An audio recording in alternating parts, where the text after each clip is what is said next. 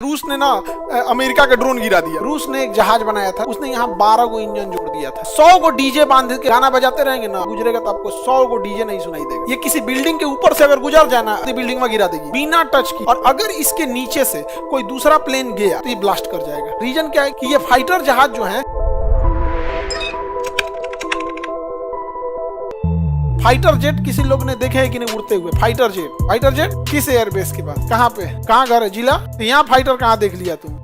दादा उ जहाज है रे बकलोल बाबू, फाइटर नहीं है उ गजब सवारी वाला जो तुम बड़का पटना में बैठ के देखा है। पालम अंबाला तो भाई राफेल का बेस स्टेशन है, तो अंबाला के रहने वाले हो? अच्छा, वहां गए थे तो वहां तो ज्यादा संख्या, वो आवाज बड़ी जोर से करता है। छोटे बच्चे सब ना डर जाते हैं, छोटे बच्चे लोग डर जाते हैं। अब हम लोग छोटे थे तो प्रैक्टिस करने के लिए जो एयरफोर्स वाले आते थे, जब उड़ने लगते थे तो हम लोग भागने लगते थे, अभी भी याद है। और ये क्या नाम है, हम जब थोड़ा सा बड़ हो गए लोग तो हम लोग भी अब छोटे छोटे लड़कन को जब देखते थे तो लड़ाकू जहाज इतना जोर से आवाज करेगा ना तो दूसरा का बच्चा कान पकड़ लेता था, आदमी कानवा दोनों दबा देता था, उसको समझ में नहीं आता क्या हुआ। इतना जोर आवाज करेगा, इतना जोर आवाज करेगा कि आप 100 को डीजे बांध के गाना बजाते रहेंगे ना, अब फाइटर जेट गुजरेगा तो आपको 100 को डीजे नहीं सुनाई देगा। 100 डीजे जो बजा रहे हैं ना, और एक गुजरेगा तो उसमें एक को आवाज नहीं सुनाई देगा, वो डीजे गया काम से। यहाँ एक को डीजे बज जाता तो मोहल्ला गनगना देता है, 100 डीजे पीछे कर देगा। इतना जोर से उसका फाइटर जेट काटा है। रीजन क्या है कि जब कोई चीज सुपरसोनिक आवाज जाती है ना तो वैक्यूम क्रिएट कर देती है।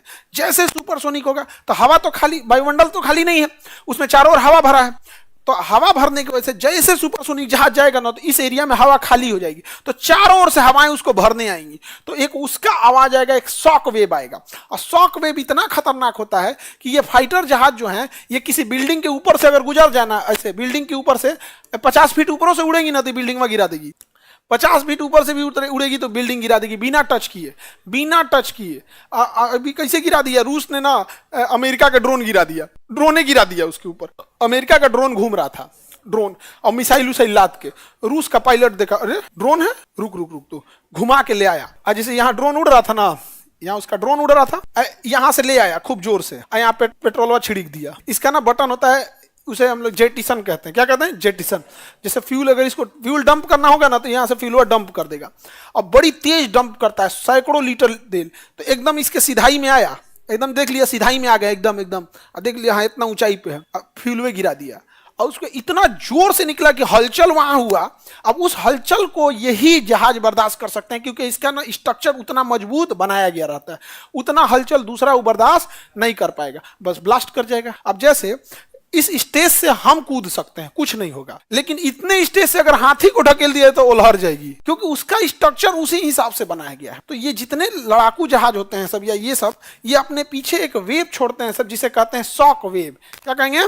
Shock wave. जैसे ये है ना, इसकी सबसे बड़ी खराबी क्या है? अपने पीछे क्या छोड़ेगा? Shock wave. और ये शॉक वेव जो होते हैं उनको हिंदी में कहते हैं प्रघाती तरंग।